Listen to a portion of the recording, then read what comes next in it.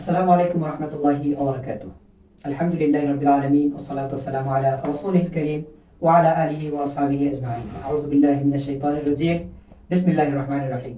আফাতুমিনুনা বিবাদিল কিতাব ওয়া তাকফুরুনা বিবাদ। সাদাকাল্লাহুল আযীম। আমি মাসুম বিল্লাহ, দর্শন বিভাগ, রাজশাহী বিশ্ববিদ্যালয়। সর্বপ্রথম ধন্যবাদ জানাই রোজ একাডেমিকে এত সুন্দর একটা আয়োজন করার জন্য।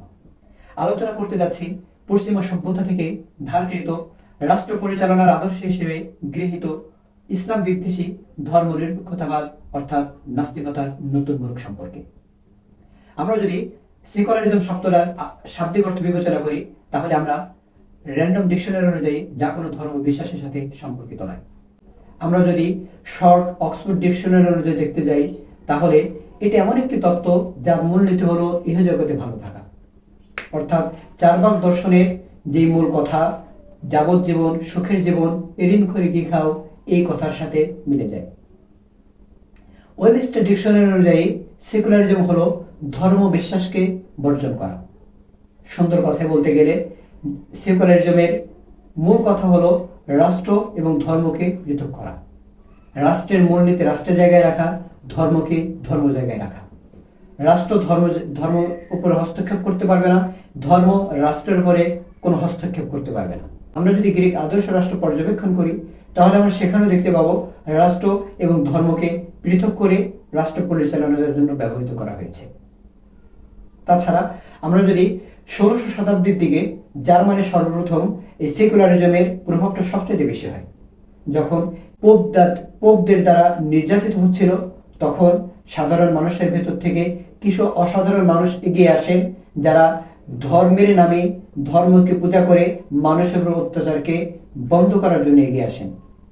তাদের ভেতরে উল্লেখযোগ্য হলো মিল, বেনথাম, নিটশে, কতিপয় দার্শনিক।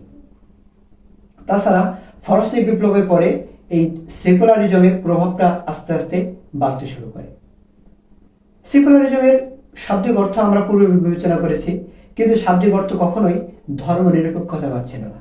শাব্দিক অর্থটা ছিল ধর্মহীনতা এবং ইহজগৎবাদ। কিন্তু সেকুলারিজমের শাব্দিক অর্থ হিসেবে 1851 সালে জ্যাকব ইলিয়ক নামের একজন ব্যক্তি, তিনি সর্বপ্রথম সেকুলারিজমের প্রতিশব্দ হিসেবে ধর্ম নিরপেক্ষতাবাদকে ব্যবহার করেন। অর্থাৎ সেকুলারিজম এমন একটা তত্ত্ব যেটা কোনো ধর্মকে সমর্থন করবে না, যেটা শুধুমাত্র রাষ্ট্র পরিচালনার কাজে ব্যবহৃত হবে, সমস্ত ধর্মের সমান মর্যাদা তারা অক্ষুণ্ণ রাখবে। কিন্তু বাস্তবতা হলো এটাই যে সেকুলারিজমের বর্তমান মূলনীতি, বর্তমান মূল তত্ত্বটা এমন একটা পর্যায়ে পৌঁছে গেছে যে তারা সমস্ত ধর্মকে মেনে নেয় ইসলাম ব্যতীত, তারা সমস্ত ভাষাকে গ্রহণ করে আরবি ব্যতীত, এবং তারা জোর গলায় যখন পোশাকের স্বাধীনতার কথা বলে, কিন্তু তারা হিজাবের স্বীকৃতি দেয় না, এবং তারা সমস্ত মতামতকে গ্রহণ করতে চায় ইসলামিক ফতোয়া ব্যতীত। সেই জন্য মুসলিম তত্ত্ববিদগণ এই সেকুলারিজমকে, বর্তমান যে সেকুলারিজম পরিচালিত, এই সেকুলারিজমকে মডারেট সেকুলার হিসেবে আখ্যায়িত করেছেন। এরা মূলত সেকুলারিজম থেকে মডারেট সেকুলারিজম, এরা আরো বেশি ভয়ঙ্কর। সেকুলারিজমের লক্ষ্য হলো আস্তে আস্তে ধর্মকে নিশ্চিহ্ন করে দেওয়া, কিন্তু মডারেট সেকুলারিজমের লক্ষ্য হলো তাৎক্ষণিকভাবে ধর্মের সমস্ত তত্ত্বকে বিলুপ্ত করে দেওয়া, যা মূলত নাস্তিকতার শামিল।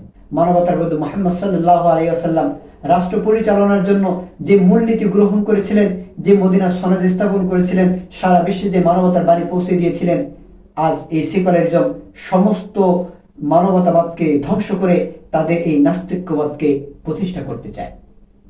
আল্লাহ সুবহানাহু ওয়া তাআলা বলেছেন, আফাতুমিনুনা বিবাদিল কিতাব ওয়া তাকফুরুনা বিবাদ, যে তোমরা কিতাবের কিছু অংশকে গ্রহণ করবে আর কিছু অংশকে বর্জন করবে। সেকুলারিজম আমাদেরকে এই আদর্শ গ্রহণেরই তাগিদ দেয়। দুঃখজনক হলো সত্য, আর সারা বিশ্বে ধর্ম নিরপেক্ষতাবাদ নামে যে নাস্তিকতাবাদের মোড়ক উন্মোচন হয়েছে, এর বাণী প্রচার করতেছে এই মুসলিম সভ্যতা। অটোমান সাম্রাজ্য বিলুপ্তর পরে তুরস্কে কামাল আতাতুর্ক সর্বপ্রথম এই সেকুলারিজম অর্থাৎ ধর্ম নিরপেক্ষতাবাদকে প্রতিষ্ঠা করেছিল।